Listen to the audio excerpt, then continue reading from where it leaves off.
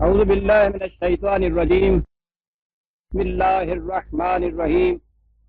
عزیزان من،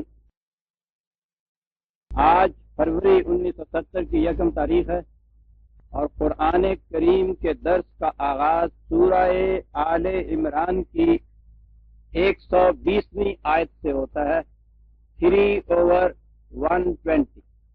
آپ کو یاد ہوگا سلسلہ کلام یوں چلا آ رہا تھا کہ جو لوگ تم میں سے نہیں ہیں، جو تمہاری اس آئیڈیالوجی میں بلیو نہیں کرتے، اس نظریہ زندگی پر ایمان نہیں لاتے، انہیں اپنا رازدار مت بناؤ۔ وہ تمہاری تقریب میں کوئی دقیقہ فروغ گزاشت نہیں کریں گے۔ اب اس سے یہ خیال پیدا ہوتا تھا کہ وہ بہت نقصان پہنچائیں گے۔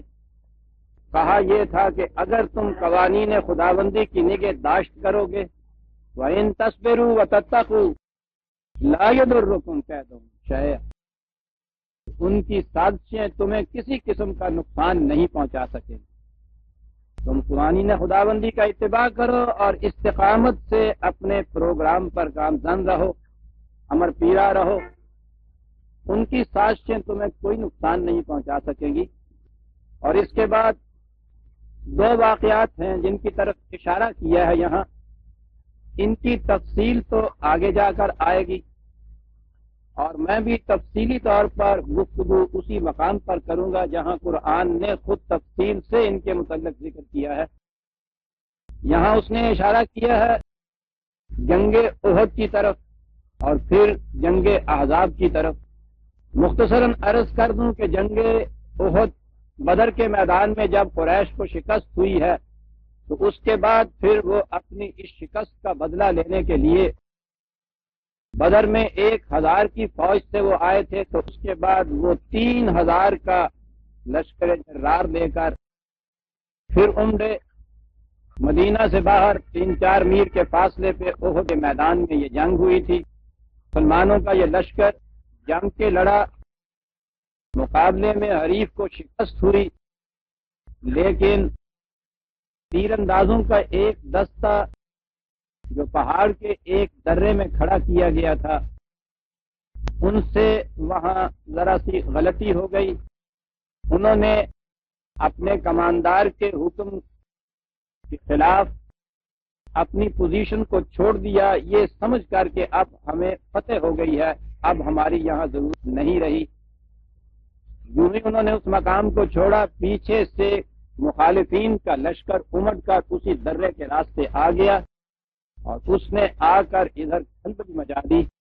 وہ فتح شکست میں بدلی جا رہی تھی کہ پھر نبی اکرم صلی اللہ علیہ وسلم ایک چٹان کی طرح وہاں کھڑے ہوئے، آپ نے آواز دی، پھر دوبارہ اجتماع ہوا، پھر دوبارہ یورپ کی گئی، پھر مقابلہ کیا گیا، پھر کامیابی ہوئی۔ کہا یہ کہ وہاں کہا تھا کہ اگر تم قوانین خداوندی کی پابندی کرتے رہو گے اور استقامت سے، ثابت قدمی سے اپنے مقام پر جمے رہو گے تو پھر یہ تمہیں کوئی نقصان نہیں پہنچا سکیں گے۔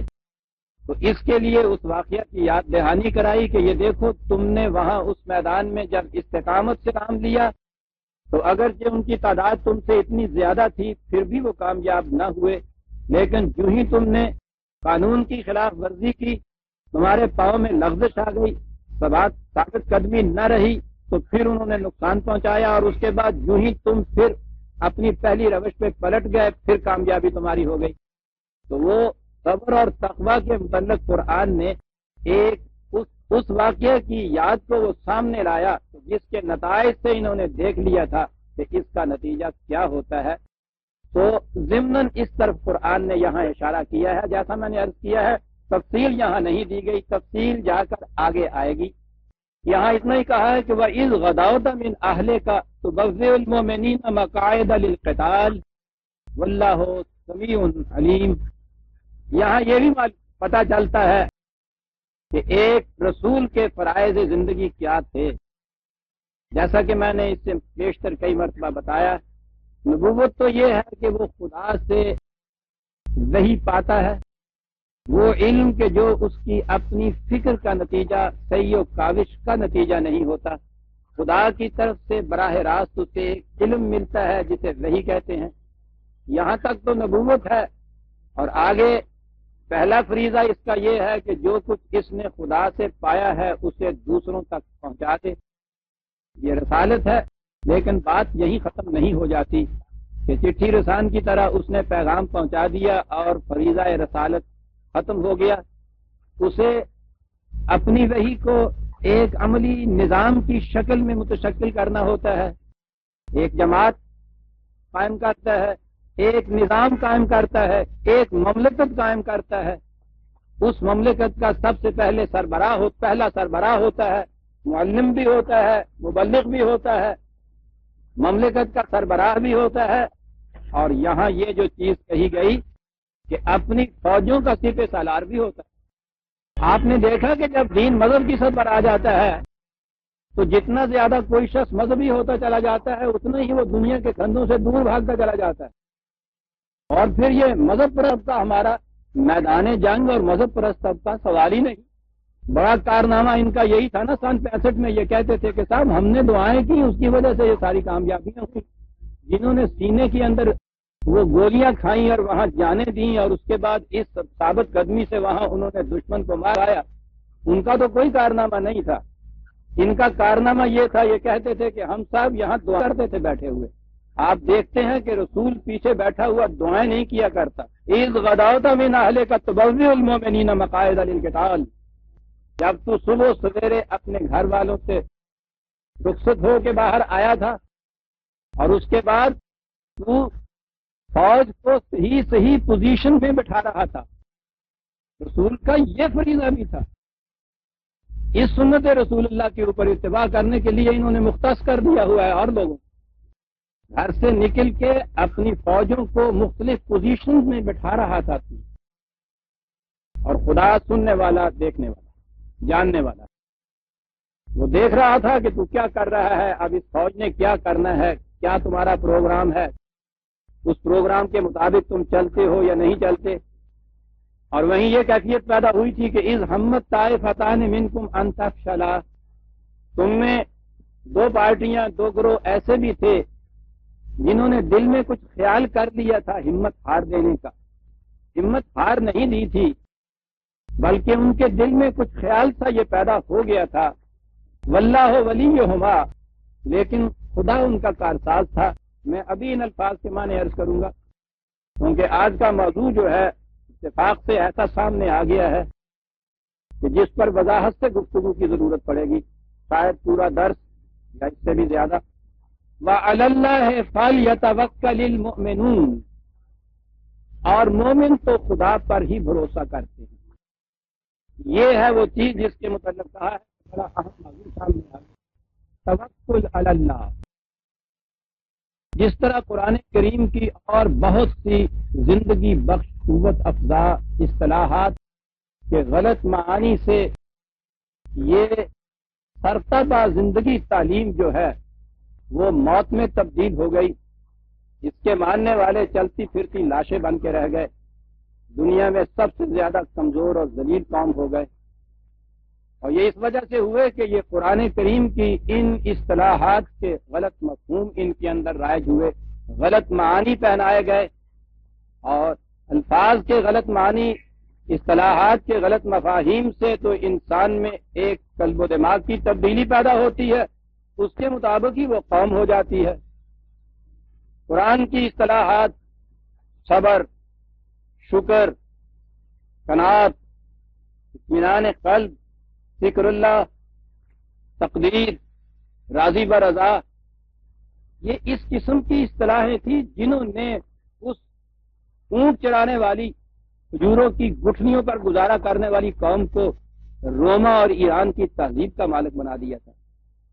انہی اصطلاحات کے صحیح مفہوم سے انہوں نے اپنے اندر ایک انقلاب پیدا کیا تھا، اسی کو قرآن کی تعلیم کہتے ہیں۔ لیکن اس کے بعد یہ الفاظ اسی طرح سے آپ کے یہاں چلے آ رہے ہیں، ان میں تبدیلی نہیں ہوئی۔ اور مذہب جو فریب دیتا ہے، آپ کو یاد ہے کہ میں دین نہیں کہہ رہا، مذہب کہہ رہا ہوں، دین خدا کی طرف سے ملتا ہے، مذہب انسانوں کا خود ساختہ ہوتا ہے، جب دین کو مسخ کر دیا جاتا ہے تو اس کا نام مذہب ہوتا ہے۔ مذہب کرتا یہ ہے کہ ان الفاظ کو، ان اصطلاحات کے الفاظ کو، ان ارکان کو، ان رسوم کو، ان فارم کو، وہ شکلیں وہی رکھتا ہے جو دین کی ہوتی ہیں. التباس یہ کرتا ہے کہ وہ شکلوں کو وہی کچھ رہنے دیتا ہے، ان کے اندر ان کی روح بدل دیتا ہے. اب اس فریب میں آ جاتی ہے ساری امت، ساری قوم. وہ جب یہ دیکھتی ہے کہ محسوس طور پہ یہی کچھ ہے، الفاظ بھی وہی ہوتے، تو وہ سمجھتی ہیں کہ یہ وہی کچھ ہے جو وہاں ہو رہا تھا. حالانکہ اس نے صرف ان کا وہ ایک اس قسم کا ممی شدہ لاش بنا دیتا ہے وہ دین کو، کہ اس کی شکل و صورت تو وہی رہتی ہے، بس اس میں سے جان نکل جاتی ہے، اتنا ہی فرق آتا ہے. اور پھر وہ یہ قومیں اس لاش کو حقیقت سمجھ کے اپنے سینے سے لگائے لگائے پھرتی ہیں، اور جس طرح سے وہ ایک لاش ہوتی ہے چلتی پھرتی، یہ بھی ایک لاش بن کے رہ جاتی. بڑی اہم چیز عزیزان من جنہیں اصطلاحات کہتے ہیں، یہ در حقیقت وہ بیسک کانسیپٹس ہوتے ہیں کسی نظام کے، وہ تصورات ہوتے ہیں بنیادی، جنہیں اصطلاح کے لفظ میں جن کو بیان کیا جاتا ہے. صحیح اسلام کو سمجھنے کے لیے اصطلاحات قرآنیہ کے جو مروج مفہوم ہیں ان کو بدل کے جب تک آپ قرآن کے مفہوم کی طرف نہیں لے جاتے، آپ اسلام کو سمجھ ہی نہیں سکتے. یہ بنیادی چیز ہے، اسے یاد رکھیے. یہ ساری تباہیاں آپ کی اس لیے آئی ہوئی ہیں کہ یہ جو بنیادی مفاہیم تصورات ہیں دین کے، ان کو بدل دیا گیا ہے. اور بدلنے کی ٹیکنیک یہ ہے کہ الفاظ وہی رکھے گئے ہیں، ان کا مفہوم بدل دیا گیا. میں توکل کے متعلق عرض کر رہا تھا. آپ کو معلوم ہے کہ اب توکل کسے کہتے ہیں؟ ہاتھ پاؤں توڑ کے بیٹھ جانا، کچھ نہ کرنا، کوئی سامان، کوئی ذریعہ، کوئی اس قسم کے وسائل، کوئی اختیار نہ کرنا، کوئی کام نہ کرنا، کسی کام کے لیے کچھ کوشش نہ کرنا. بیٹھے ہیں صاحب توکل اللہ، بیٹھے ہیں صاحب، وہی دے گا. جو پھر زیادہ اللہ والا ہوتا چلا جاتا ہے، اتنا ہی زیادہ وہ متوکل اللہ ہوتا چلا جاتا ہے. ظاہر سامان اسباب جو ہے وہ توڑ کے بیٹھ جاتا ہے. یہ الگ بات ہے کہ یہ جو ڈھونگ ہے چلتا کس طرح سے ہے، وہ دوسرے کماتے ہیں لا کے دیتے ہیں. توکل تو اس پہ چلتا ہے، ورنہ یہ نہ لا کے دیں تو ان کو کہیے کہ ذرا توکل پہ چل کے بتائیں تو صحیح. لیکن یہی چیز بڑی ہوتی ہے فریب دینے کے لیے کہ صاحب متوکل اللہ بیٹھے ہیں. جب ان سے کہے تو وہ کہتے ہیں کہ خدا یہ انتظام کرتا ہے ہمارے لیے. بھیک مانگنے کا نام یہاں خدا کا انتظام رکھا ہوا ہے. میں آگے بڑھنے سے پیشتر خدا کے اسی انتظام کے متعلق ایک بات عرض کر دوں. یعنی یہ کہ یہ بیٹھے ہیں، بھوکے ہیں، اور یہ تصور یہ ہے کہ خدا براہ راست ان کے لیے انتظام کرتا ہے، خدا براہ راست انہیں یہ دیتا ہے. اس کا نام ہے نا توکل. 36/47، 36/47. قرآن کریم نے یہاں کفار کی ایک ذہنیت کا بیان کیا. سنیے کفار کیا کہتے تھے. وَإِذَا قِيلَ لَهُمْ أَنفِقُوا مِمَّا رَزَقَكُمُ اللَّهُ، جب سے کہا جاتا ہے کہ خدا کی راہ میں اپنے اس مال کو کھلا رکھو دوسروں کی ضرورت کے لیے، قال الذین کفروا للذین آمنوا، تو یہ جو کفار ہیں یہ مومنین سے کہتے ہیں. سنیے عزیزان من، کفار کا قول ہے یہ، انطعم من لو یشاء اللہ اطعمہ، کہ تم کیا کہتے ہو کہ ہم ان کی روٹی کا کچھ انتظام کریں؟ خدا نے اگر ان کو روٹی دینی ہے تو وہ ان کو روٹی براہ راست کیوں نہیں دے دیتا؟ یہی ہے نا توکل آپ کا. بغیر کسی قسم کے ہیلے کے، کوشش کے، انتظام کے، انصرام کے، براہ راست خدا دے. وہ کہتا ہے کہ کفار یہ کہتے تھے ان سے کہ تم جو ہمیں کہتے ہو کہ ان کا کچھ انتظام کرو، اگر خدا کو یہ مقصود ہو کہ انہیں روٹی دینی یا بھوکا نہیں مارنا، تو وہ خود ہی کیوں نہیں یہ کچھ کہتے دے دیتا ان کو روٹی. یہ کفار کا قول قرآن نقل کرتا اور کہتا ان انتم الا فی ضلال مبین، کس قدر کھلی ہوئی گمراہی ہے جو تم یہ تصور دے کے بیٹھے ہو کہ خدا براہ راست دیا کرتا ہے آ کر. توکل کے اس غیر قرآنی مفہوم کا گلا تو ایک آیت سے کٹ جاتا ہے عزیزان مان. لیکن قرآن کریم صرف نیگیٹو ایسپیکٹ نہیں دیتا، منفیانہ پہلو ہی سامنے نہیں لاتا، پازیٹو چیز وہ سامنے دیتا ہے. وہ کہتا ہے بتاؤ تم، میں بتاتا ہوں توکل کسے کہتے. دیکھیے قرآن کی روح سے اس ایک کانسیپٹ کو بھی اگر آپ نے صحیح طور پر اس کے معنی کو متعین کر لیا قرآن کی روح سے تو آپ دیکھیں گے بات کہاں سے کہاں جا پہنچتی. توکل بھروسے یا اعتماد کو کہتے ہیں. کسی پر بھروسہ کر. آپ اتنی سی چھت کے اوپر ہو اس دیوار کے اوپر ذرا سا آپ ادھر ہوں آپ کا پاؤں تھوڑا سا لڑکھڑا جائے تو آپ فوراً پکڑ لیتے ہیں کسی دوسرے کو آواز دیتے ہیں جلدی سے ادھر ہو جاتے ہیں کہ بس میں نیچے گرا اور اس کے بعد میری ٹانگ ٹوٹے گی. لیکن آپ 10,000 فٹ کی بلندی پہ ہوائی جہاز سے ایک اشارے پر بلا خطر کود جاتے ہیں. ذرا سا ہراس آپ کے دل میں نہیں ہوتا. کیسے کود جاتے ہیں آپ؟ پیراچوٹ کی چھتری آپ کے پاس ہوتی. میدان جنگ میں تو ہم نے کہاں یہ دیکھنا تھا. بہرحال فلموں میں تو یہ دیکھتے ہیں. وہ اس طرح جہاز میں سے نکل کے چلے جا رہے ہوتے ہیں کہ ہم یہاں اتنی سی بلندی سے اس اطمینان سے چھلانگ نہیں لگاتے جس طرح وہ 10-15 ہزار فٹ کی بلندی سے چھلانگ لگاتے کودتے چلے جاتے ہیں ایک کے بعد دوسرا دوسرے کے بعد تیسرا. اس چیز نے ان کا خوف ہراس مٹا دیا ہوتا ہے. ان کو اتنا بے باک کر دیا ہوتا ہے. اتنی جرتیں ان کے اندر ہوتی ہیں. ایک ٹرسٹ ایک اعتماد. اس چیز پہ اعتماد اس قانون پہ اعتماد کہ اگر ایسا سامان موجود ہو کہ جو ہوا کو اس طرح سے تھام لے کہ وہ ہمارے وزن سے زیادہ اوپر ہو یا اس کے برابر ہو تو ہم اس طرح سے آہستہ آہستہ نیچے جائیں گے. وہ ایک قانون کے مطابق بنائی ہوئی ہوتی ہے چھتری. بلا خوف و خطر وہ کود جاتے ہیں اس کے اندر. کتنا بھروسہ ہوتا ہے اس چیز کے اوپر. سمندر میں اگر آپ ایک سوئی لوہے کی پھینکیں وہ اسی وقت ڈوب جاتی ہے نیچے چلی جاتی ہے.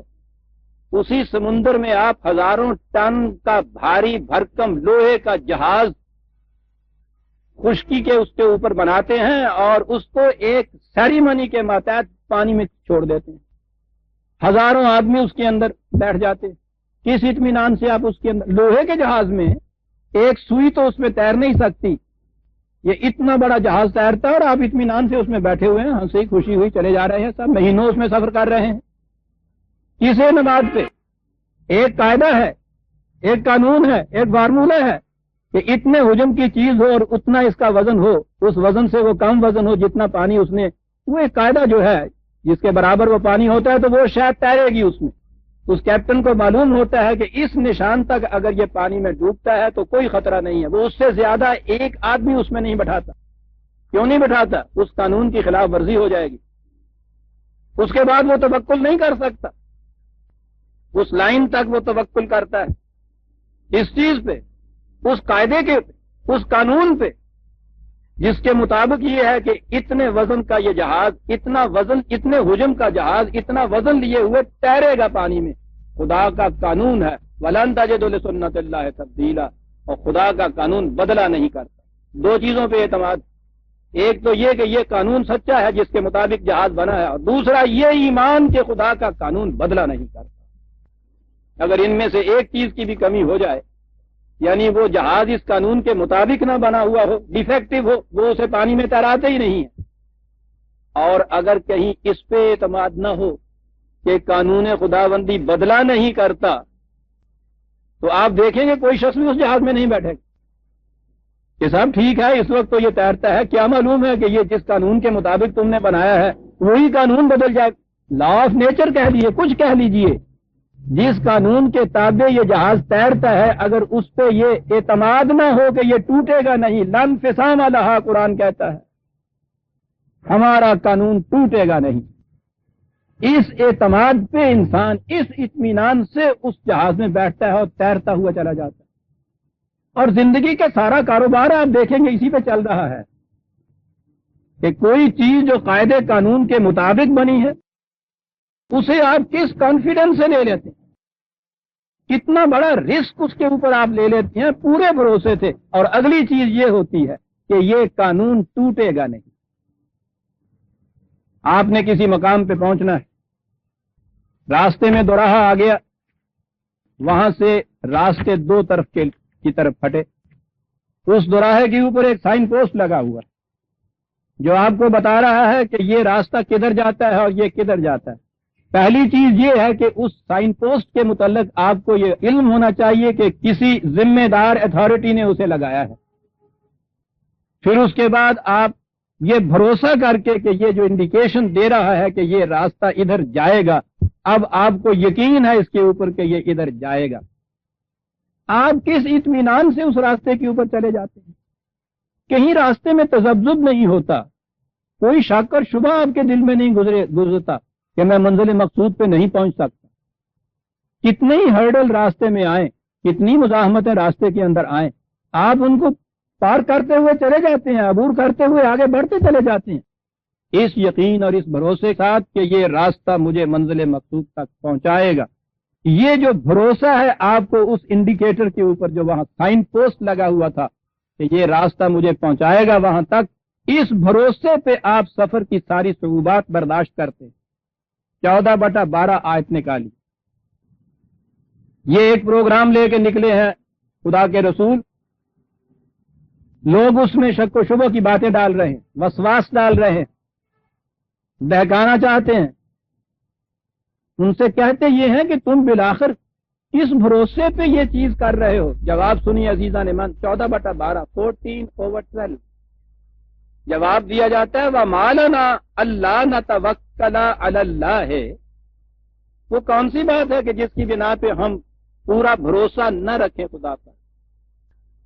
اور آگے ہے وَقَدْ هَدَانَا سُبُلَنَا، اس نے تو صحیح راستے کی طرف ہماری رہنمائی کر دی ہوئی ہے۔ آپ نے دیکھا یہ توکل اور بھروسہ کس بات کا ہے؟ صحیح راستے کی طرف رہنمائی۔ تو پہلی چیز تو یہ ہے کہ یہ یقین ہونا چاہیے کہ یہ جو سائن پوسٹ لگایا گیا ہے کسی ذمہ دار نے لگایا ہے، اس نے لگایا ہے جو راستے سے واقف ہے، اسے ایمان کہتے ہیں۔ اس یقین کے ساتھ آپ چل نکلتے ہیں کہ وہ سائن پوسٹ لگانے والا ذمہ دار بھی ہے، راستے سے واقف بھی ہے، یہ کبھی مجھے دھوکہ نہیں دے گا۔ اس یقین کے ساتھ آپ اس راستے پہ چل پڑتے ہیں، وہاں کھڑے نہیں رہتے۔ آپ کو معلوم ہو جائے راستہ ادھر جاتا ہے، راستہ بتانے والے پر بھی یقین ہو، راستے کی صحت پر بھی ایمان ہو، اور وہاں سائن پوسٹ کے نیچے آپ کھڑے رہیں کہ مولا دے گا۔ آپ اس راستے پہ چلیں گے تو اس صورت میں آپ وہاں جا کے پہنچیں گے، سفر کا سامان لیں گے، حفاظت کا سامان ساتھ رکھیں گے، اور اس کے بعد چلیں گے۔ سواری ہے سواری پہ، پیدل چلنا ہے پیدل۔ آپ کو وہاں پہنچنے کے لیے یہ سب کچھ خود کرنا ہوگا۔ راستے کی صحت کی ہدایت آپ کو ملی ہے، رہنمائی آپ کو ملی۔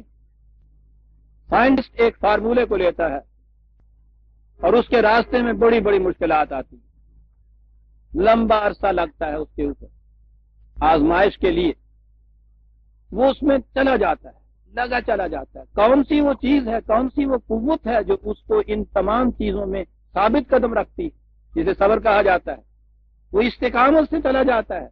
اس بھروسے پر پہ یہ جو فارمولہ ہے میرا، یہ بالکل سچا ہے، یہ حق ہے، اس کے مطابق اگر میں عمل کرتا رہا تو یہ وہ نتیجہ پیدا کر کے رہے گا جس کے لیے یہ فارمولہ وضع کیا گیا ہے۔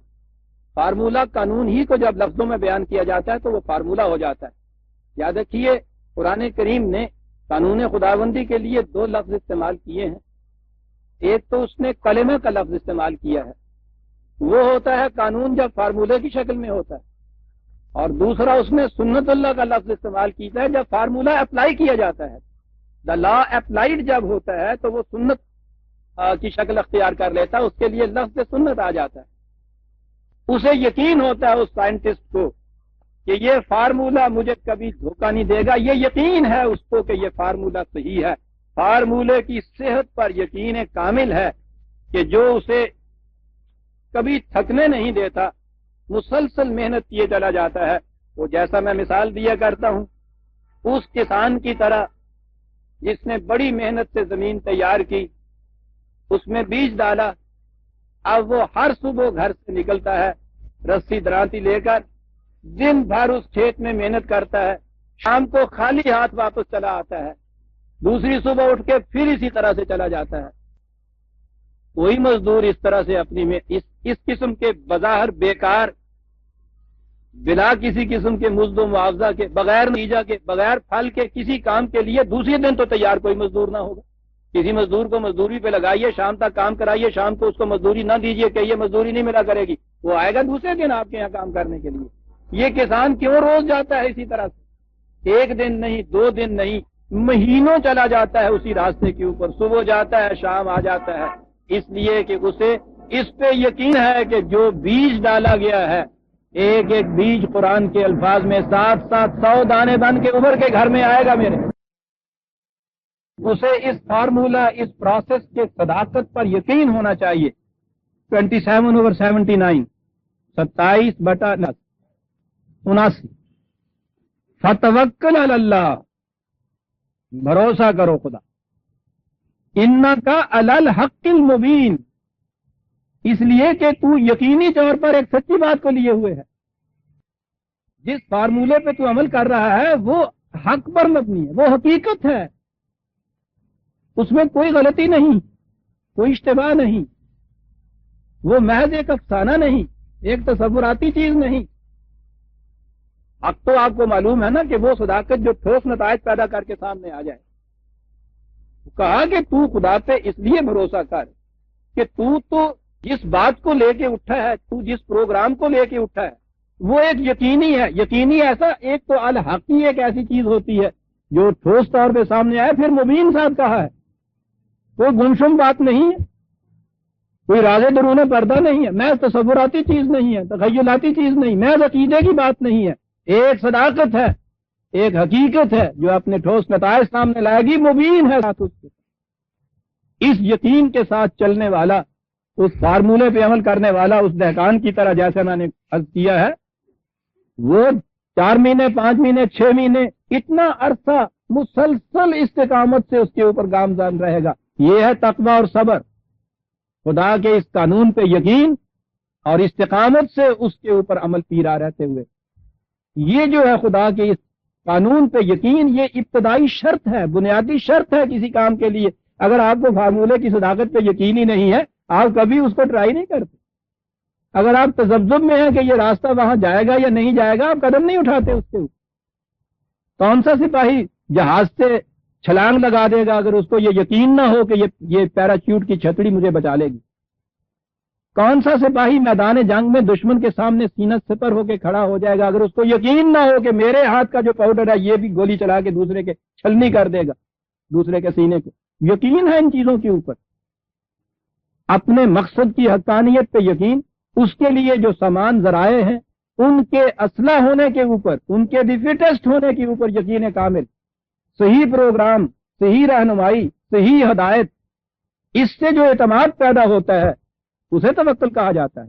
انکا علی الحق المبین، یہ حق مبین کس طرح سے آتا ہے؟ 33/13 33/1، جیسا کہ میں اس سے پیشتر کئی دفعہ عرض کر چکا ہوں، کچھ تو قوانین خداوندی ہیں جو خارجی کائنات میں کار فرما ہے، انہیں ہماری آج کی اصطلاح میں لاز آف نیچر کہا جاتا ہے۔ یہ جسے کہہ دیا جاتا ہے نا کہ صاحب یہ بڑی مادہ پرستی ہے، یہ ٹھیک ہے۔ اگلا حصہ جو ہے میں عرض کروں گا، مادہ پرستی یہی نہیں ہے کہ ان کو لاز آف نیچر کیوں کہہ دیا جاتا ہے، یہ تو صرف الفاظ کا فرق ہے۔ یہ لاز بھی اسی خدا ہی کے متعین فرمودہ ہیں، نہ نیچر میں از خود کوئی ایسی قوت ہے کہ وہ لاز بنا سکے، نہ غیر از خداوندی کوئی قوت ہے جو اس قسم کے لاز بنا دے۔ لاز آف نیچر قوانین خداوندی کا نام ہے جو باہر کی دنیا کے اندر کار فرما ہے۔ یہ جو لاز ہیں ان کا علم سائنٹیفک طریقے سے حاصل کیا جا سکتا ہے۔ قصہ آدم اسی حقیقت کی تشریح ہے کہ آدمی کے اندر، انسان کے اندر یہ صلاحیت رکھ دی گئی ہے۔ علامہ آدم الاسماء کلھا، کائنات کی ہر شے کے متعلق جو قوانین ہیں ان کے علم حاصل کرنے کی صلاحیت انسان کے اندر رکھ دی گئی۔ وہ انکشاف کر سکتا ہے، ڈسکور کر سکتا ہے، وہ ان قوانین کو ایجاد نہیں کرتا، انوینٹ نہیں کرتا، ان کے اوپر پڑے ہوئے پردوں کو اٹھاتا ہے صرف۔ اور جب یہ فطرت کے قوانین کا علم حاصل کرتا ہے تو فطرت مسخر ہو جاتی ہے اس کے سامنے۔ یہی ملائکہ کا سجدہ ہے جو آدم کے سامنے ہوا تھا۔ یہ خارجی کائنات کے قوانین ہیں۔ اگلا حصہ آتا ہے جہاں کفر اور ایمان ہے، یہاں تک کفر اور ایمان نہیں ہے، یہاں تو جو ان قوانین کی صحت پر یقین کرتا ہے وہ ان قوانین کی حد تک ایمان لا رہا ہے.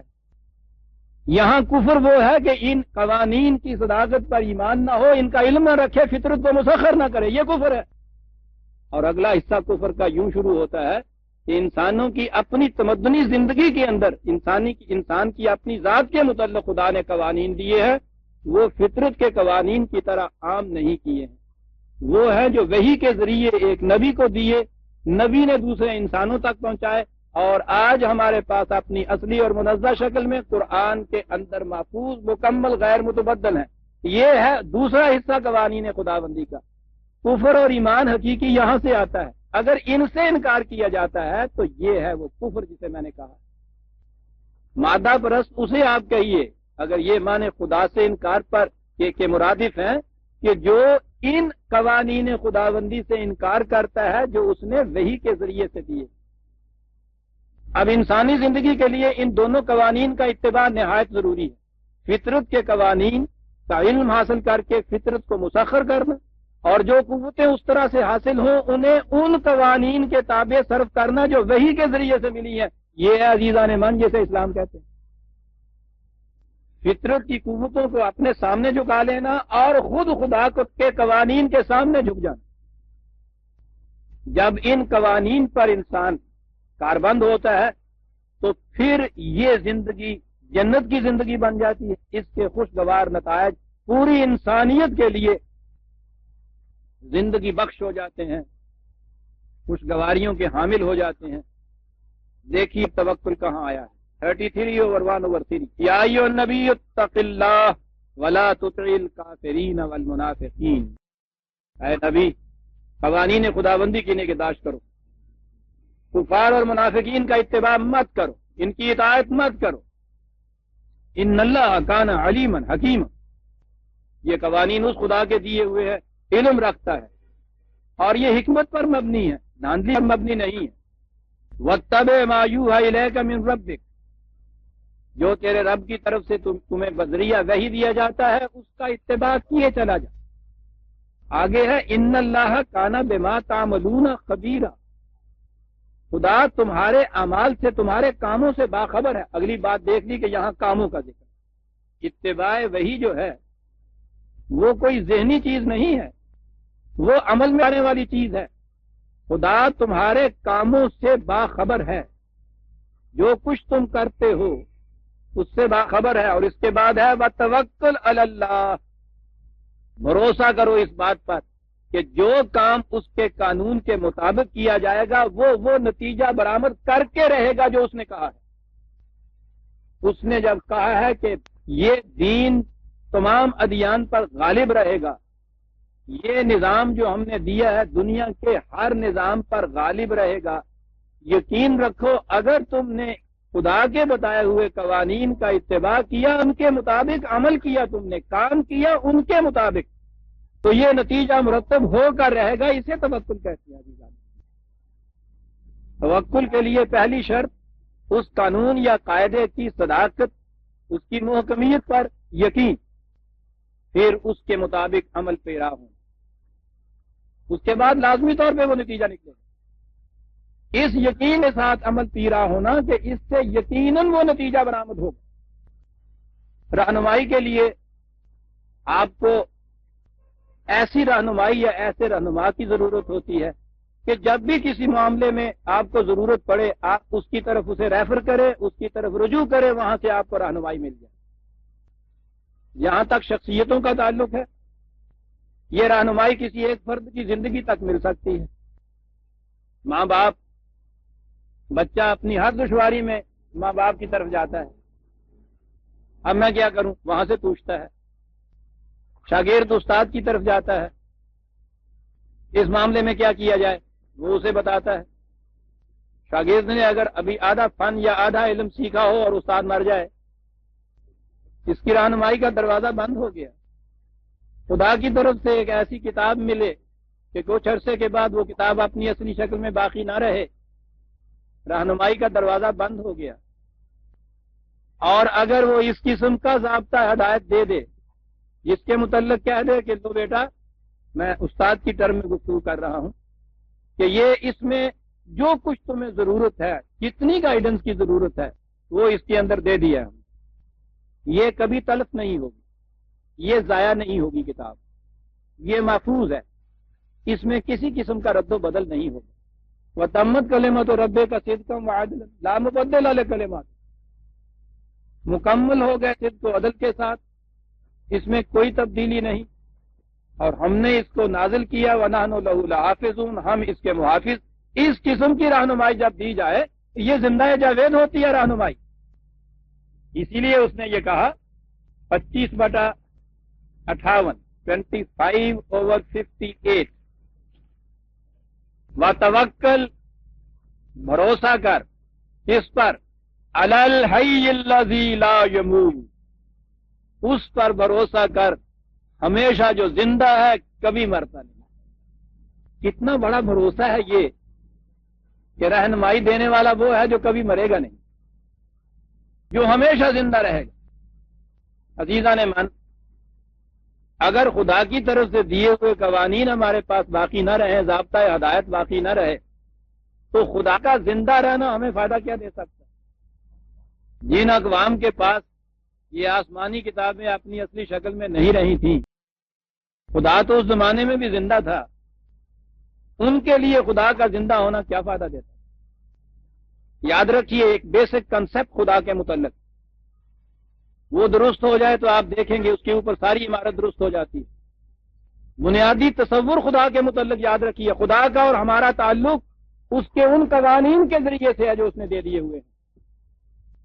مذہب کی سطح کے اوپر ایک تصوراتی تعلق ہوتا ہے اللہ اور بندے کا باہمی پرائیویٹ معاملہ، اس سے لا لگائی ہوئی ہے، اپنے یہاں بیٹھے ہوئے ہیں دھیان گھیان کے اندر، سمجھے ہوئے ہیں کہ اللہ کے ساتھ ایک تعلق پیدا ہو رہا ہے۔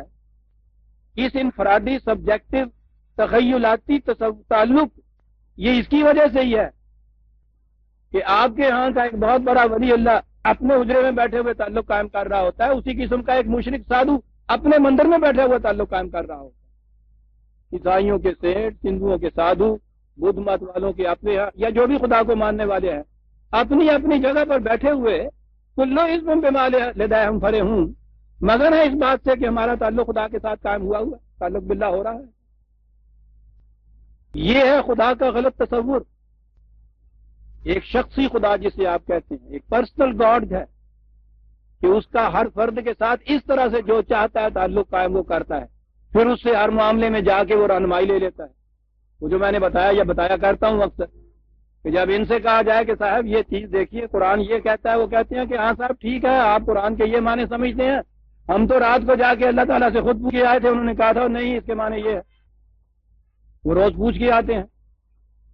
یہ خدا کا وہ تصور ہے جو جب مذہب کو دین کی شکل میں تبدیل کیا جائے اور اسے آگے اور سڑی ہوئی شکل اس کی جو ہے جیسے تصوف کہتے ہیں، ان کے ہاں تو میں نے جیسا کہا تھا وہ ایسا یارانہ ہوتا ہے اللہ میاں کا جیسے لنگوٹیا ہوتا ہے انہوں کا، کھیل رہے ہیں، ہنس رہے ہیں، مذاق ہو رہا ہے اس کے ساتھ، کبھی وہ روٹتا ہے کبھی یہ روٹتے ہیں، منوا رہے ہیں جا کے، کھیل کھیل رہے ہیں صاحب اس کے ساتھ۔ ما قدر اللہ حق کا قدر ہی قرآن کہتا ہے، انہوں نے معلوم ہی نہیں کیا کہ خدا کہتے کس کو ہیں۔ اتنی بڑی عظیم القدر کائنات کے پیچھے قوت، اور وہ اینا لنگوٹیا ہو رہے ہیں، ملازہ پر چاہتے ہیں خوب رویوں کو اثر، چاہنے والا بھی اچھا چاہیے۔ خدا کا تصور قرآن کی روح سے عزیزان مان صرف اس کے قانون کی روح سے تعلق پیدا ہو، اس نے قوانین دے دیے ہیں، ان قوانین کو مکمل کر دیا ہے، غیر متبدل ہے، محفوظ کر کے رکھ دیا اور کہہ دیا ہے کہ اب اس کتاب کے ذریعے سے، اس کتاب میں دیے ہوئے قوانین کے ذریعے سے تمہارا تعلق پیدا ہوتا ہے۔ اس کتاب قانون کا خدا کتاب بھی موجود ہے، مانا جاتا ہے کہ غیر محرف ہے، غیر متبدل ہے، مکمل ہے، کوئی ضرورت نہیں ہے، دعویٰ کیا جاتا ہے کہ نہیں صاحب پھر بھی نبی کی ضرورت پڑ جاتی، ارے اب کہے کہ نہیں ضرورت پڑ جاتی، بیسک تصور غلط ہے، سمجھے ہی نہیں ہے کہ مسلمانوں کا تعلق خدا کے ساتھ چھوٹ گیا ہوا ہے۔ دلیل یہ دی جاتی ہے کہ بتائیے خدا تمہارا زندہ ہے یا مر گیا ہے؟ صاحب خدا تو زندہ ہے، تو جب وہ زندہ ہے تو زندہ خدا کے ساتھ تعلق، یعنی جو اس نے تعلق کا ذریعہ بتایا تھا، ان کے نزدیک وہ ذریعہ یا تو اب ختم ہو گیا، وہ بیٹری میں سے سیل جیسے ختم ہو جاتا ہے نا تھوڑے وقت کے بعد، تو وہ ہوتا تو ہے اس کے اندر اسی طرح سے، پھر وہ لائٹ نہیں دیتا. یہ کہتے ہیں معاذ اللہ معاذ اللہ. جو خدا اس سارے 1000 سال کے اندر 1300 سال کے اندر بھی زندہ رہا تھا، اس وقت کا تعلق جو تھا وہ تو اس کی اس زندگی بخش کتاب اور قوانین کی روح سے تھا. آج اگر یہ چیز مسلمانوں میں حیات بخش نہیں رہی تو اس کے معنی یہ ہے کہ انہوں نے ان قوانین پہ عمل کرنا چھوڑ دیا ہے. ان پہ عمل کرو، وہی نتائج پھر پیدا ہو جائیں گے. میں کہہ یہ رہا تھا کہ خدا کے متعلق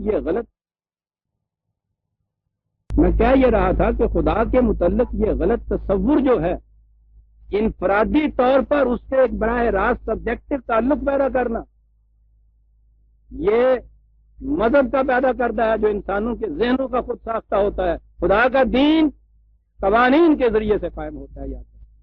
لہذا جب اس نے کہا ہے کہ وَتَوَكَّلْ عَلَى الْحَيِّ الَّذِي لَا يَمُوتُ، بھروسہ کرو اس کے قوانین پر جو زندہ ہے کبھی نہیں مرتا، اس کا قانون دیا ہوا بھی ہمیشہ کے لیے زندہ رہے گا. کائنات کا کوئی قانون مرا نہیں آج تک عزیزاں نے. اسی طرح سے وحی کے ذریعے دیا ہوا قانون بھی مرتا نہیں ہے. انسان اس میں اگر تلبیس اور تعریف کر دیتا ہے تو اپنے مقام پہ وہ نہیں رہتا. جب پھر آ کے خدا کا رسول خدا کی طرف سے وحی پا کر اس کو پھر اپنی اصلی شکل میں دے دیتا ہے، قانون وہی ہوتا ہے. ہم نے اس کے اوپر پردہ ڈال دیا تھا، اس پردے کو اٹھا دیتا ہے. اور اگر ایسی صورت پیدا ہو جائے کہ پھر وہ پردوں کے نیچے دبے ہی نہیں، وہ قانون محرف نہ ہو، اس میں کوئی دخل انداز نہ ہو سکے، کوئی اس کو تبدیل نہ کر سکے، قانون اپنی اصلی شکل میں رہے، خدا کے ساتھ ہر وقت تعلق قائم ہو سکتا ہے. اس کے ساتھ جو زندہ ہے اسے موت نہیں آتی.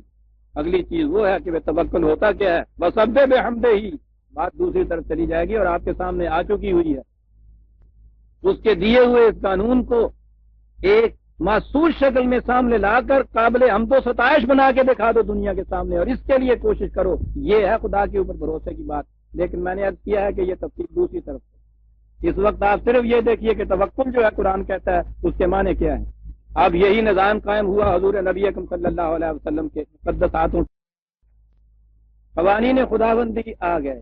حضور نبی اکرم صلی اللہ علیہ وسلم نے ایک نظام متشکل کر دیا، مملکت وجود میں آ گئی، ایک امت وجود میں آ گئی. اب اس کے بعد اس نظام کی کیفیت 3/158 3/158 حضور نبی اکرم صلی اللہ علیہ وسلم سے ارشاد ہو رہا ہے، وَشَاوِرْهُمْ فِي الْأَمْرِ. ایک اصول سامنے آیا ہے، اس اصول کے اوپر عمل پیرا ہونا ہے، طریقہ کار تجویز کرنا ہے. کہا کہ اس کے لیے اپنے ان ساتھیوں کے ساتھ مشورہ کیا کرو. وحی کے معاملے میں کسی سے مشورہ تو ایک طرف، اس میں تو رسول کے اپنی فکر کا بھی کوئی دخل نہیں ہوتا، لیکن جب اس وحی کو عملی نظام کی شکل میں آپ نے متشکل کرنا ہوتا ہے تو پھر اس کی جزیات، طریقہ کار، پروگرام، اس کے لیے آپ نے یہ چیزیں طے کرنی ہوتی ہیں. اس کے لیے 1400 سال پیشتر جب دنیا کے تصور میں بھی نہیں تھا کہ مشاورتی نظام بھی کوئی ہو سکتا ہے، رسول اللہ صلی اللہ علیہ وسلم سے تاکید کی گئی ہے، حکم دیا گیا ہے کہ ان سے مشورہ کیا کرو معاملات. مشورہ کیا. اس کے بعد فَإِذَا عَزَمْتَ، جب تو پھر پختہ طور پہ معاملے کو طے کر لے، عزم کر لے، فیصلہ ہو جائے، تو پھر فَتَوَكَّلْ عَلَى اللَّهِ. آپ دیکھتے ہیں کہاں توکل آ رہا ہے. قانون موجود ہے اصولی طور پر، باہمی مشاورت سے اس کے متعلق پوری گفتگو ہو گئی ہے، طریقہ کار تجویز کر لیا ہے، عزم کا فیصلہ یہ کرتا ہے. جب تو فیصلہ کر لے، اور فیصلہ ہی نہیں کہا ہے، عزم تھا، عزم محکم ہے اس کے لیے، کرنے کے لیے طے کر لے کہ یہ کرنا ہے، پھر تذبذب کی بات نہیں ہے. پھر تو اس قانون کی محکمیت پر یقین کامل رکھ کے چل پڑ. ان اللہ یحب المتوکلین. یہاں اب ٹرسٹ اور بھروسے کی ضرورت ہے، اعتماد کی ضرورت ہے. اگر یہاں پھر دل کے اندر بھی کسی قسم کا وسوسہ پیدا ہو جائے گا، کامتے ہاتھوں سے تو نشانہ کبھی ٹھکانے پہ لگتا ہی نہیں. کوئی سپاہی میدان جنگ میں کھڑا نہیں ہو سکتا اگر اس کے دل میں اپنی فتح کے متعلق ذرا سا بھی شبہ ہو جائے. نبی اکرم صلی اللہ علیہ وسلم سے یہ فرمایا، اور یہ جو جماعت تھی ان سے کیا کہا، 64/12، 64/12، وَأَطِیعُوا اللَّهَ وَأَطِیعُوا الرَّسُولَ، اطاعت کرو تم خدا اور اس کے رسول، فَإِن تَوَلَّیتُمْ فَإِنَّمَا عَلَى رَسُولِنَا الْبَلَاغُ الْمُبِینُ، اگر ان سب چیزوں کے سامنے آ جانے کے باوجود پھر تم یہاں سے روگردانی کرو گے، اعراض برتو گے یہاں سے، تو رسول کے ذمے تو یہ تھا کہ تم تک بات کو پہنچا دے، تو تم پہ داروغہ نہیں مقرر کیا گیا کہ مار مار کر تم کو اس راستے پہ چلائے، اس کا کوئی اپنی ذاتی فائدہ نہیں ہے، اس کے ذمے تم تک بات پہنچا دینی تھی۔ اللہ لا الہ الا ہو، بات یہ پہنچائی ہے اس نے کہ یہاں کسی اور کے سامنے جھکنا نہیں، کوئی صاحب اقتدار ہستی نہیں، کسی اور کی حکومت، کسی اور کی محکومیت اختیار نہیں کرنا تم نے، یہ بات تم سے اس نے کہی تھی۔ اس کے اوپر اگر یقین ہے وَعَلَى اللَّهِ فَلْيَتَوَكَّلِ الْمُؤْمِنُونَ، اطاعت پہلے کہا، قانون کی صداقت پہ یقین رکھو، پھر جو اس کے اوپر چلانے والا ہے اس چلانے والے کے احکام کی اطاعت کرو، اور اس اطاعت کرو اس یقین اور بھروسے کے ساتھ کہ یہ چیز ہمیں منزل مقصود تک ضرور پہنچائے گی۔ قانون کی صداقت پر یقین، مشاورت سے جب بات طے کر لی اس کے بعد اطاعت، اور اس سارے راستے میں وہ یقین جو ہے مسلسل ساتھ رہے کہ ہم حق پر ہیں، فارمولہ صحیح ہے، نتائج مرتب ہو کے رہیں گے۔ اطاعت اسی صورت میں کی جاتی ہے عزیزان من۔ قرآن کریم نے اطاعت کا لفظ استعمال کیا ہے، اطاعت ہمیشہ دل کے جھکاؤ کے ساتھ ہوتی ہے، دل کی رضامندی کے ساتھ ہوتی ہے۔ جبرن جو کچھ کرایا جاتا ہے اس کو اطاعت، عربی زبان میں یہ لفظ اس کے لیے نہیں بولا جاتا۔ تان نخل بولتے ہیں جس وقت کوئی پھل کھجور پک جائے اور پکنے کے بعد از خود نیچے گر جائے، وہ جھانپل سے اس کو نہ نیچے گرایا جائے، اس کو اطاعت کہتے ہیں۔ یہ جو اطاعت کرائی جاتی ہے استبداد کے اندر، اس کے لیے عربی کا لفظ اطاعت ہی نہیں استعمال ہو سکتا۔ یہ اطاعت کس طرح سے ہو سکتی ہے کہ آپ کو یقین ہو کہ جو بات کہی جا رہی ہے وہ حق کو صداقت کی ہے، کہنے والے کا ذاتی مقصد اور مفاد نہیں ہے، اس میں میرا مفاد فائدہ ہے، اس میں سب کا فائدہ ہے، یقینی چیز ہے، نتیجہ برآمد ہو کے رہے گا، پھر دل کے جھکاؤ کے ساتھ آپ اطاعت کرتے ہیں۔ اور یہی ہے وہ چیز جس کے متعلق پھر کہا ان سے کہ فَلَا وَرَبِّكَ لَا يُؤْمِنُونَ حَتَّى يُحَكِّمُوكَ فِيمَا شَجَرَ بَيْنَهُمْ، تیرا رب اس پہ شاہد ہے کہ یہ لوگ کبھی مومن نہیں ہو سکتے تاوقتے کہ اپنے ہر معاملے میں، اپنے ہر اختلافی معاملے میں تجھے اپنا حکم معلوم متعین نہ کریں، مقرر نہ کریں، تمہارے پاس لائیں، پھر جو تو فیصلہ دے ثم لا یجدوا فی قلوبہم حرجا مما قضیت، اس کے بعد جو تو فیصلہ دے اس کے خلاف ان کے دل کے اندر بھی کسی قسم کی گرانی محسوس نہ ہو، وَيُسَلِّمُوا تَسْلِیمًا، اسے کہتے ہیں ہدایت۔ یہ چیز کیسے پیدا ہو سکتی ہے؟ اس یقین کے ساتھ کہ یہ جو قوانین ہیں یہ کوئی مستبد حاکم کے احکام نہیں ہیں، قوانین خداوندی ہیں جن کی صداقت پر میں ایمان لا کے مومن ہوا۔ پھر یہ ایک نظام ہے جس نظام کے سربراہ کو میں نے اپنا امام مانا ہے، سربراہ مانا ہے، اس کو اس کے کریکٹر کی صداقت کے اوپر پھر تمہارا یقین ہے۔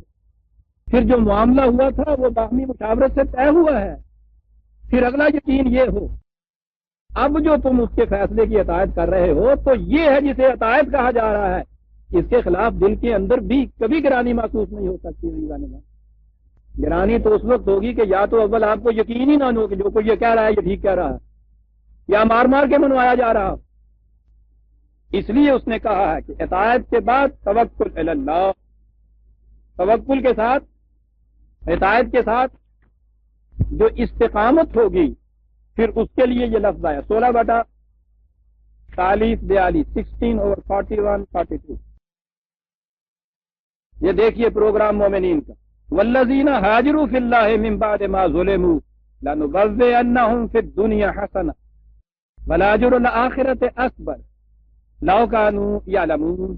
یہ لوگ جنہوں نے اس بلند مقصد کے حصول کے لیے سب کچھ تیاگ دیا، ہجرت صرف وطن کو چھوڑنا ہی نہیں، وطن کی تو حیثیت ہی قرآن کی روح سے کوئی شے نہیں۔ وطن تو ان جامد درختوں کا ہوتا ہے جن کی جڑیں زمین کے اندر گڑی ہوئی ہوتی ہیں، جو ہل نہیں سکتی۔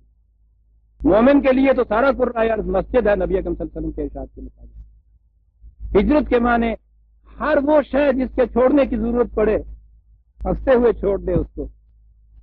یہ لوگ جنہوں نے یہ کیا ان پہ بڑی سختیاں ہوئیں، کہا کہ ہم ان کو ایسا عمدہ ٹھکانہ دیں گے پھر دنیا حسنت، وہ قیامت پہ نہیں اٹھا رکھتا عزیزان من۔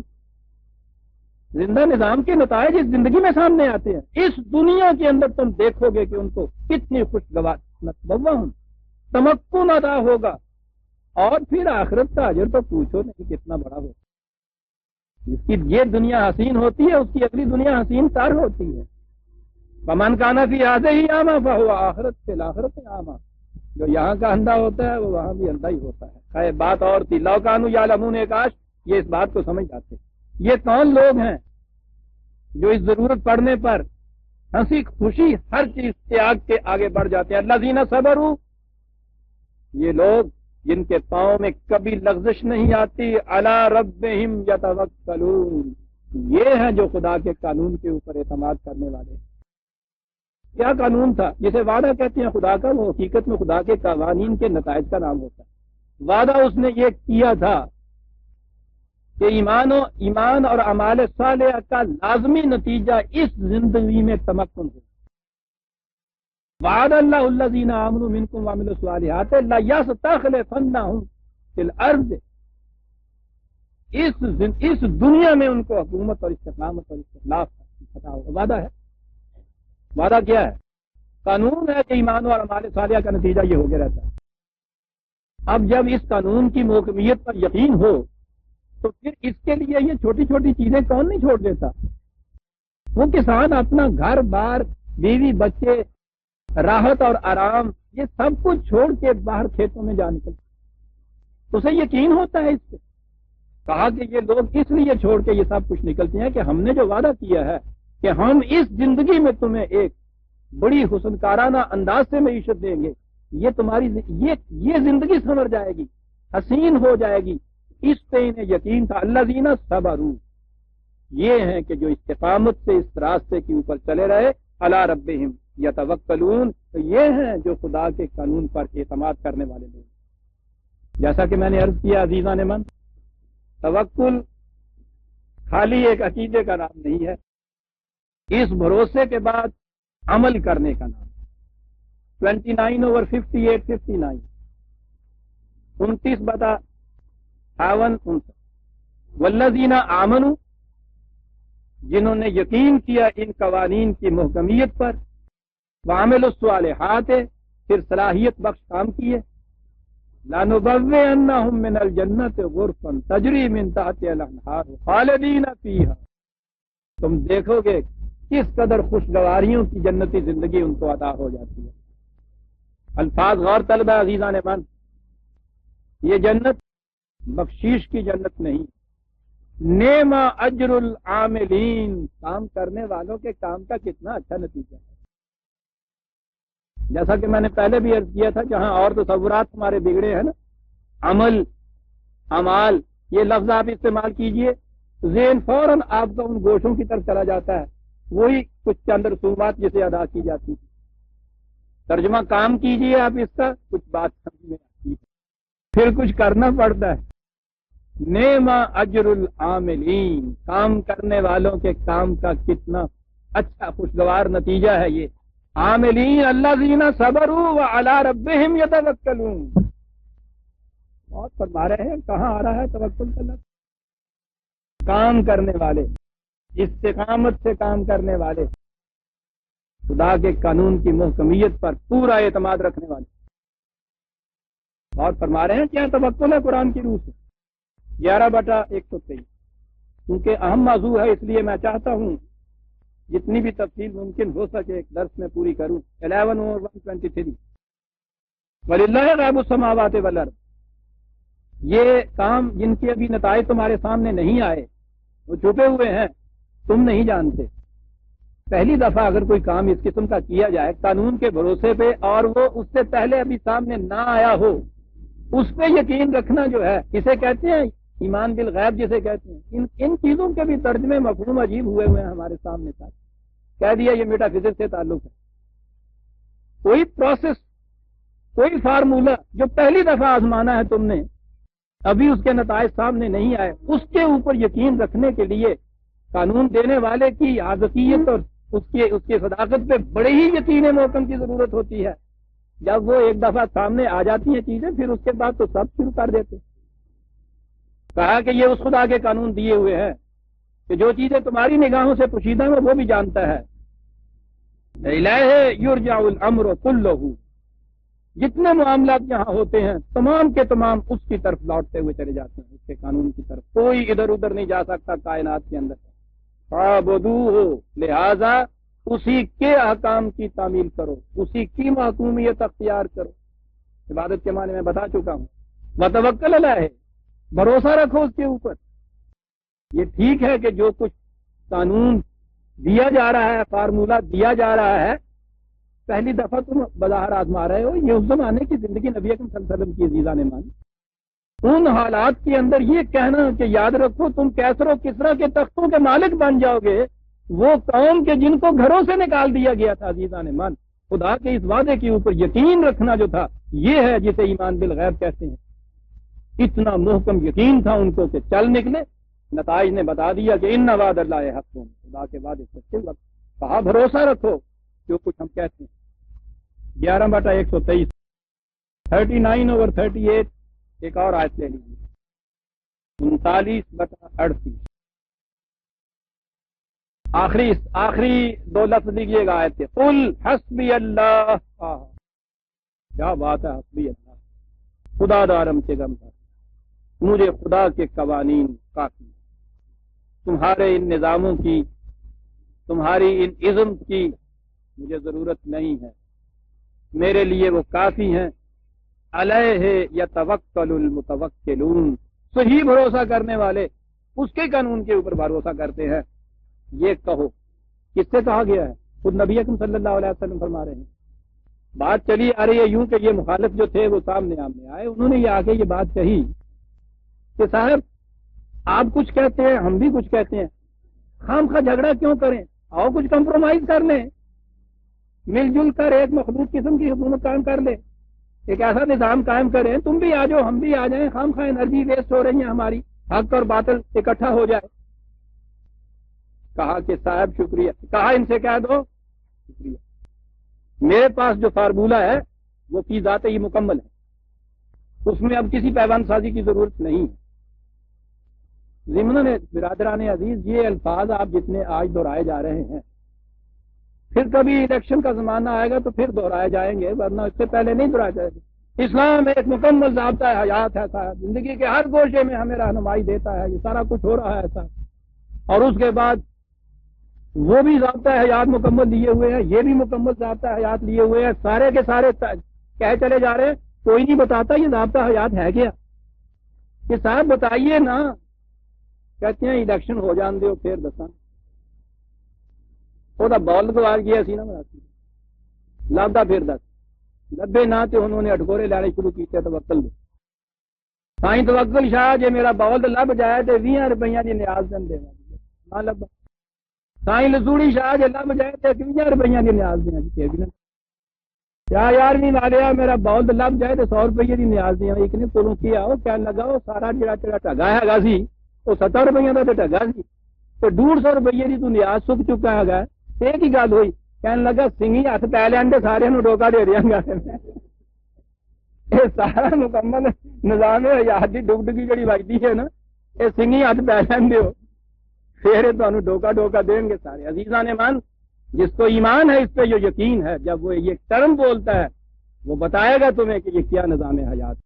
پھر وہ نہ کسی کے ساتھ کمپرومائز کرے گا، نہ اسے کسی دوسرے گوشے کی طرف نگاہ اٹھا کے دیکھنے کی بھی ضرورت ہے. وہ کہے گا کہ حسبی اللہ، اور کسی کے اتباع میں تھا جس نے اس سے اسلام کو صحیح شکل میں سیکھا تھا. اس ذات اقدس صلی اللہ علیہ وسلم کے دنیاوی زندگی کے آخری لمحات میں جب یہ کہا گیا کہ کوئی چیز اور چاہیے، تو اس سیکھنے والے حضرت عمر رضی اللہ تعالیٰ نے کہا تھا حسبنا کتاب اللہ، وہ رسول جو کتاب دے کے چلا گیا ہمارے پاس سے، اس کے بعد اور کس چیز کی ضرورت باقی رہتی ہے؟ جیسان مان انہیں پتہ ہی نہیں یہ ضابطہ حیات کیا ہے، ورنہ یوں بھیک مانگتے پھریں اس کے بعد۔ ہے کسی کے سامنے جو سامنے دے کر کے دکھائے، یدخلون فی دین اللہ افواجا، یہ تو ایک ایک ووٹ مانگتے ہیں عزیزان مان، دنیا بھر ووٹیں نہیں، ان کے پاؤں پکڑ لے کہ ہم تمہیں کہیں جانے نہ دیں گے۔ حسبی اللہ علیہ یتوکل المتوکلون، صحیح بھروسہ کرنے والے اس پہ بھروسہ کرتے ہیں۔ سنیے عزیزان من، اس بھروسے کے بعد کیا کہہ رہے ہیں؟ تم کہتے ہو کہ آؤ ہمارے پروگرام کے اوپر عمل کر کے دیکھو، ہمارے ساتھ کمپرومائز کا کہا، کل یا قوم اعملوا علی مکانتکم انی عامل۔ یہاں گالیاں دینے کی بات نہیں، بحث و تمہید کی بات نہیں، کیچڑ اچھالنے کی بات نہیں ہے، یہ افریطی رقص جو آج ہو رہا ہے اس کی ضرورت نہیں۔ سیدھی بات ہے، وہ کہتا ہے کہ تمہارا دعویٰ یہ ہے کہ ہمارا پروگرام جو ہے وہ ٹھیک نتائج دے گا، میرا دعویٰ ہے کہ میرا پروگرام نتائج دے گا۔ اس کی شہادت کیا ہے؟ دلیل کیا ہے اس کی؟ کہا یہ ہے تم اپنے پروگرام پہ عمل کرو، مجھے اپنے پروگرام پہ عمل کر لینا، میں تمہارے معاملے میں انٹرفیئر نہیں کرتا، تم میرے معاملے میں انٹرفیئر نہ کرو۔ فَسَوْفَ تَعْلَمُونَ مَنْ يَأْتِيهِ عَذَابٌ يُخْزِيهِ وَيَحِلُّ عَلَيْهِ عَذَابٌ مُقِيمٌ۔ تھوڑے ہی دنوں کے بعد بات صاف ہو جائے گی کہ کس کا پروگرام نتیجہ آور ہے، کس کا پروگرام تباہ کن ہے۔ یہ کیچڑ اچھالنے کے معنی کیا ہے؟ آپ نے دیکھا کہاں آیا ہے یتوکل المتوکلون، قل یا قوم اعملوا علی مکانتکم انی عامل۔ توکل اسے کہتے ہیں عزیزان مان، کتنا بڑا بھروسہ ہے اور کن حالات میں ہے۔ جیسا میں نے عرض کیا، قرآن کہتا ہے ان حالات میں کہ دو نفوس ایک غار کے اندر پناہ لے کے بیٹھے ہوئے ہیں، دشمن کے پاؤں کی آہٹ کان میں آ رہی ہے، وہاں ایک رفیق کی پیشانی پہ تذبذب کے آثار نظر آتے ہیں، اپنے لیے نہیں، اس کے لیے جو جان سے بھی زیادہ عزیز ہے، اور وہ وہاں اسے کہتا ہے کیوں گھبراتے ہو، خدا کے وعدوں پر پکا یقین ہے ہمیں۔ لیکن یقین اس صورت میں وہ سامنے صداقت آتی ہے۔ قل یا قوم اعملوا، کتنا بڑا چیلنج ہے عزیزان مان، اور کتنا بڑا بھروسہ ہے جس کے ساتھ یہ شخص کہہ رہا ہے۔ کھلی چھٹی دے رہا، جاؤ اپنے پروگرام کے مطابق کام کرو، مجھے میرے پروگرام کے مطابق کام کرنے دو، صرف میں یہ چاہتا ہوں تم سے ڈونٹ انٹرفیئر، لکم دینکم ولی دین۔ جس کے نتائج تم دیکھ لو گے میں اپنے نتائج دیکھ لوں گا، معلوم ہو جائے گا کہ کون اس کو ذلت کا حکم ہوتا ہے۔ دیکھا عزیزان من، توکل کے معنی کیا ہیں؟ نبی اکرم صلی اللہ علیہ وسلم کو پہلے دن سے یہ کہہ دیا گیا تھا کہ یہ تمہارا نظام غالب آ کر رہے گا۔ قرآن کے الفاظ ہیں، کتب اللہ، الفاظ کتب ہے، اس میں خدا نے یہ بات اپنے اوپر واجب کر لی ہے۔ داخلہ بننا آنا و رسلی، خدا اور اس کے رسول غالب آ کر رہیں گے، یعنی خدا نے اپنے اوپر فرض کر دی۔ اتنی بڑی چیز ہے صاحب یہ کہنے کا انداز۔ ہمارے اوپر تو قرآن نے کہا ہے کتب علیکم القتال کتب علیکم الصیام، تمہارے اوپر یہ فرض ہے یہ فرض ہے، کہا ہے ایک بات خدا پہ بھی فرض ہے۔ فرض یہ ہے کہ صحیح نظام زندگی اگر اس کے اوپر عمل کرنے والا کو کھڑا ہو جائے تو غالب آ کر رہے گا صاحب۔ تو جس رسول کو یہ وعدہ دے دیا گیا ہو، معاذ اللہ اگر وہ بھی یہ سائنس توکل شاہ والا توکل لے کے بیٹھ تو پھر تو راوی عائش لکھتا ہے بیٹھے ہوئے رہتے ہیں کہ صاحب خدا نے وعدہ کر دیا ہے پر یہ تو ہو کے رہنا ہے، سوال ہی نہیں ہے۔ آپ کو پتا ہے کہ اس وعدے کے ایفا ہونے میں جس کے متعلق کہا تھا خدا نے کہ ہم نے اپنے اوپر یہ واجب کر لیا ہے کہ غالب آئے، کم از کم 82 لڑائیاں اور سرائے تھے جن کے اندر حضور نے بھی اس قوم کو اور حضور کے ساتھیوں کو لڑنے پڑے، اس وعدے کو پورا کرنے، خدا کے اس فریضے کو ادائیگی کے لیے جنگوں میں شکستیں کھائیں، دان شہید ہوئے، زخم آئے، کتنے صحابہ جو تھے ان کا خون بہا، مسلسل جنگیں ہوتی چلی گئیں۔ ادھر سے خدا نے یہ وعدہ کیا کہ ہم نے فرض قرار دے لیا اپنے اوپر کہ یہ ہو کے رہے گا، ادھر اس سے کہا کہ اپنی سرحدوں کے اوپر گھوڑے باندھ کے رکھنا، وَتَوَکَّلْ عَلَى اللَّهِ، پھر بھروسہ کرنا خدا پر، پھر بھروسہ کرنا، keep your powder dry and then trust in God، بارود کو نمی سے بچانا پھر بھروسہ کرنا۔ 5/22 24 نہیں 5/11 میں یہ ہے، یا ایھا الذین آمنوا اذکروا نعمت اللہ علیکم اذ ہم قوم ان یبسطوا علیکم ایدیہم فکف ایدیہم عنکم ہاں خدا کی اس نعمت کو یاد کرو. ہجوم کر کے یہ مخالفین آ گئے تھے کہ تمہیں کسی طرح سے پسپا کر دیں, نیست و نابود کر دیں, شکست دے دیں تمہیں. تم نے دیکھا کہ اس نے کس طرح سے ان کے ہاتھوں کو روکا. یعنی نظر یوں آ رہا ہے کہ وہاں انہوں نے ہاتھ اٹھائے اور اللہ تعالیٰ نے وہیں مفلوج کر دیے ان کے ہاتھ. ہمارے یہاں کا تو توقع یہ ہے نا کہ یہ سب کچھ خدا کرے گا, کہ اس نے ہاتھ ان کے اس طرح سے باندھ دیے وہیں کے وہیں. یہاں ہے واتقوا اللہ وعلی اللہ فلیتوکل المؤمنون, یہاں لفظ توکل آیا ہے, لیکن یہ کس طرح سے ان کے ہاتھ رکے تھے قرآن کریم کے صفحات کے بتا رہے ہیں. یہ بتا رہے ہیں کہ ایسے وقت آئے, جنگ آزاد میں یہ ہے, وہ ایسا وقت آ گیا تھا کہ تمہارے دل اچھل کر حلق میں آ رہے تھے, آنکھیں پھٹی ہوئی, زمین میں تزلزل پیدا ہو گیا تھا, آسمان سے مصائب تمہیں نظر آ رہے تھے, باقی ہوئے آ رہے تھے. اس قسم کے صبر آزما مراحل میں تم نے اپنے پاؤں میں لغزش نہیں آنے دی, یوں خدا نے ان کے ہاتھوں کو تم سے روک دیا. یہ خدا نے روک دیے کے معنی یہی ہوتے ہیں کہ تم نے جب اس کے قانون کے مطابق یہ کیا تو یہ کچھ ہو کے رہا, ورنہ سیدھی سی بات تھی کہ خدا کہنے والا, اس کا رسول سننے والا, اس سے وہ وعدہ کر رہا ہے کہ یہ ہو کے رہے گا, تو پھر اس کے بعد کرنے کی ضرورت کیا ہے. یہ اتنی جنگیں, اتنا ساز و سامان, یہ ساری 7 سال کی, پہلے 13 سال مکے کی زندگی, ان تیاریوں کی 7 سال کی زندگی, مسلسل جہاد کی زندگی عزیزان نے مان, اس کے بعد ہے یہ کہ کچھ توکل کہتے. ہاں توکل کی ایک بڑی محسوس سی مثال 10/71 71 حضرت نوح علیہ السلام نے کہا مخالفوں کا ہجوم آ رہا ہے, یہ نظر آ رہا ہے وہ جو سیلاب آنے والا ہے, اس کے لیے کہا ہے فعلی اللہ ہے توکلت, میں خدا پہ بھروسہ کر.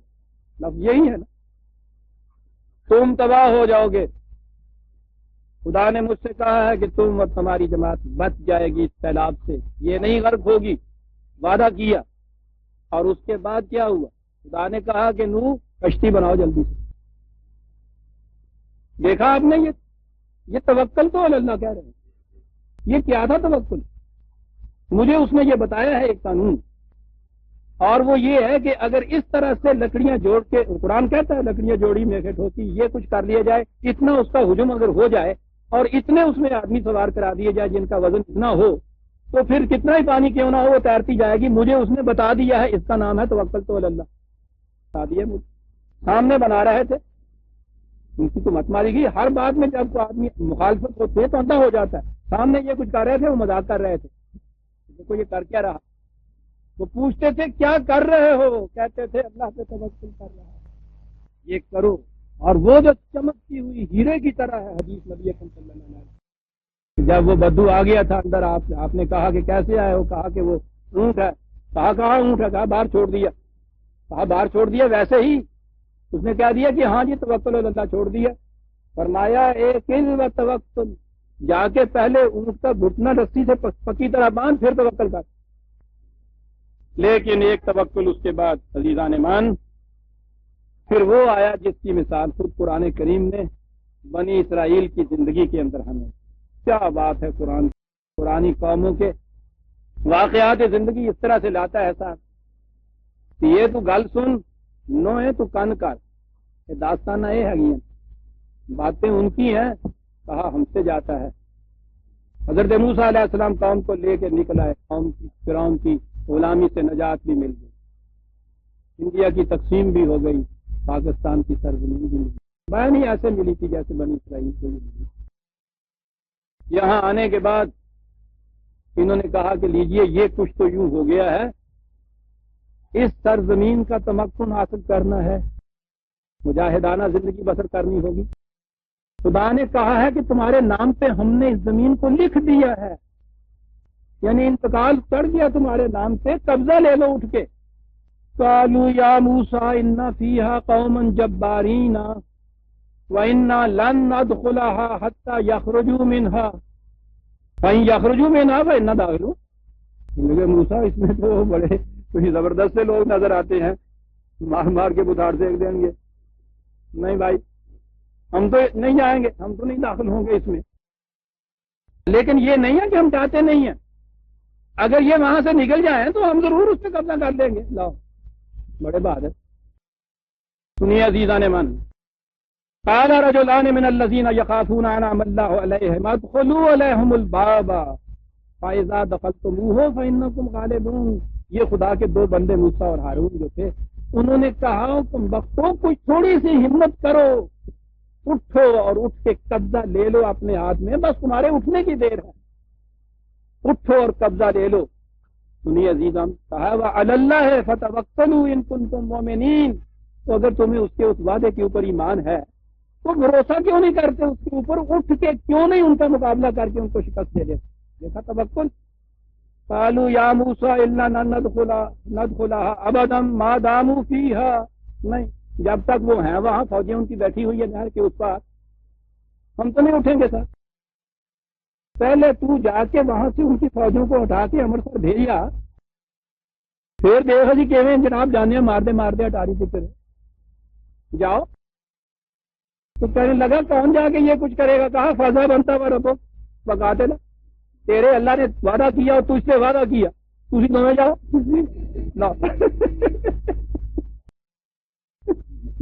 وعدہ کرنا ہے، وعدہ کراؤں گا کیوں تھی ہے جاؤ. ابھی بیٹھے ہیں ابھی ہندوانہ مال لٹا کے اتنے آئے، لڑو تھی جا کے اتنے سن 65 اتنا ہونا قائدون پہ ہم کہیں بھاگے جا رہے ہیں، ہم بیٹھے ہیں یہاں. انا ہا ہونا قائدون. عزیزان ایمان، یہ ہے جو آپ کے ہاں کے مذہب اور تصوف نے توکل بتا دیا. قائدون، بیٹھے رہو. قرآن نے دوسری جگہ کہا کہ یاد رکھو قائدون مجاہدون کے برابر کبھی نہیں ہو سکتے.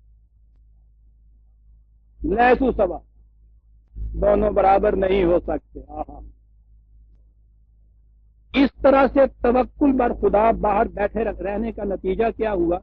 عزیزان ایمان، کہا تھا خدا نے ان سے یا قوم ادخلوا الارض المقدسۃ التی کتب اللہ لکم. اٹھو، قبضہ کرو اس زمین کو، تمہارے نام لکھ دی ہے اس نے زمین، یہ ملک لکھ دیا ہے تمہارے نام. جب وہ اس طرح قائدون کی حیثیت سے اس ہمارے معنی میں توکل کر کے بیٹھ گئے کہ لڑو تم، ہم بیٹھے ہیں، تو کیا ہوا اس کے بعد؟ قال فإنها محرمة علیہم 40 سنة. لکھ تو دی تھی ہم نے زمین، حرام قرار دے دی ان کے اوپر یہ سرزمین 40 سال کے لیے. یتیہون فی الارض. جاؤ، یہ جو پرانے بڑے بوڑھے کھوسٹ چلے آ رہے ہیں وہاں سے لیڈر بن کے ان کو پھیراؤ سرگردانی کے، ایک ایک کر کے ان میں سے مر جائے. نئی نسل اٹھے گی، اس کے ہاتھوں سے یہ قبضہ ہوگا. فلا تأس علی القوم الفاسقین. یوں ہی اپنے اندر بھولتے نہ رہنا کہ صاحب یہ اس طرح سے مر گیا، یہ مر گیا. یہ ہے ہی اس سسٹم کے لیے. قائدون بھی کبھی دنیا میں زندہ رہتا ہے، زندہ مجاہد رہتا ہے، اس کا حق ہے زندہ رہنے کا، اتنا زندہ رہنے کا کہ جسے دنیا کہتی ہے مر گیا، خدا کہتا ہے اسے مردہ مت نہ کوئی زندہ رہنا اس کا حق ہے. زندہ مردہ تم ہو جو بیٹھے ہوئے ہو، لاشو زمین کی چھاتی کے اوپر بوجھ بن کے، اسے زندہ رہنے کا حق ہے. حرام قرار دے دی وہ زمین جس کے لیے کہا تھا لکھ دی ہے. عزیزان من، دیکھا آپ نے توکل کیا ہوتا ہے. اور آخر میں 5-4 منٹ کی مہلت اور چاہوں گا، اس لیے کہ بات ختم ہو رہی ہے. آخری چیز سامنے آئی ہے، جتنی مشکلات اور سامنے آتی ہیں اتنا ہی یہ یقین محکم ہوتا چلا. الذی 3/171 الذین استجابوا للہ والرسول من بعد ما اصابهم القرح للذین احسنوا منهم واتقوا اجر عظیم. یہ وہ لوگ ہیں کہ شکست بھی ملی تھی، زخم بھی کھائے تھے، اس کے باوجود جب آواز دی گئی تو لبیک کہتے ہوئے اس کے اوپر چلے. حاضر ہیں ہم اس کے لیے، ان کے لیے ہے خوشگوار زندگی. الذین قال لهم الناس ان الناس قد جمعوا لکم فاخشوہم.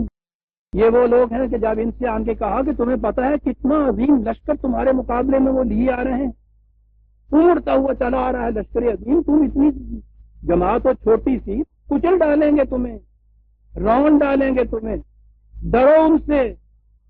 نتیجہ اس کا کیا رد عمل ان کا ہوا؟ فزادہم ایمانا، اس سے ان کا ایمان اور بڑھ گیا. سنیے عزیزان من، قالو، انہوں نے کہا ٹھیک ہے لشکر بڑا عظیم ہے، ساز و سامان بھی زیادہ ہوگا. حسبنا اللہ، خدا کا قانون ہمارے لیے کافی ہے. اور یہاں آیا ہے وَنِعْمَ الْوَكِيلُ، یہاں ہے لفظ جس پہ توکل کیا جائے اسے وکیل کہتے ہیں. کتنا اچھا ہے وہ جس کے اوپر ہم بھروسہ کیے ہوئے ہیں. فَانْقَلَبُوا بِنِعْمَةٍ مِّنَ اللَّهِ وَفَضْلٍ لَّمْ يَمْسَسْهُمْ سُوءٌ وَاتَّبَعُوا رِضْوَانَ اللَّهِ وَاللَّهُ ذُو الْفَضْلِ الْعَظِيمِ. جھولیاں بھر بھر کے خدا کی نعمتوں کی وہ واپس آئے. توکل عزیزان من یہ تھی. خیال میں آپ کے آگے لکھ لیجئے توکل قرآن کی روح سے کیا ہے. توکل علی اللہ جسے آپ کہتے ہیں وہ اس خود اعتمادی کا نام ہے جو قانون خداوندی کے اتباع سے انسان کو حاصل ہوتی ہے. اس سیلف کانفیڈنس کو کہتے ہیں جو خدا کے قانون کی محکمیت پر ایمان سے انسان کو حاصل ہوتی ہے. ترجمہ اس کا کرو جب کہا جائے توکل علی اللہ کہ وہ خود اعتمادی، وہ خود سیلف کانفیڈنس کہ جو خدا کے قوانین کی اطاعت سے انسان کے اندر پیدا ہو جاتا ہے، اس سے توکل علی اللہ کہتے ہیں. نہ وہ توکل کہ بیٹھے رہو بنی اسرائیل کی طرح دروازوں کے باہر اور کہو کہ وہ سارا کچھ ہمارے لیے فتح کر کے ہمیں دے دے. عزیزان ایمان یہ تھا وَعَلَى اللَّهِ فَلْيَتَوَكَّلِ الْمُؤْمِنُونَ. مومن خدا پر بھروسہ کر، خدا کے قوانین کی صداقت پر اس کو اتنا یقین محکم ہوتا ہے کہ اس سے اس کے اندر ایک خود اعتمادی پیدا ہوتی ہے جس کا مقابلہ دنیا کی کوئی قوت نہیں کر سکتی. سورہ آل عمران کی آیت 121 کی برادران عزیز جو ہم نے لی، اس کے بعد ہم آگے چلیں گے. ربنا تقبل منا انک انت السمیع العلیم.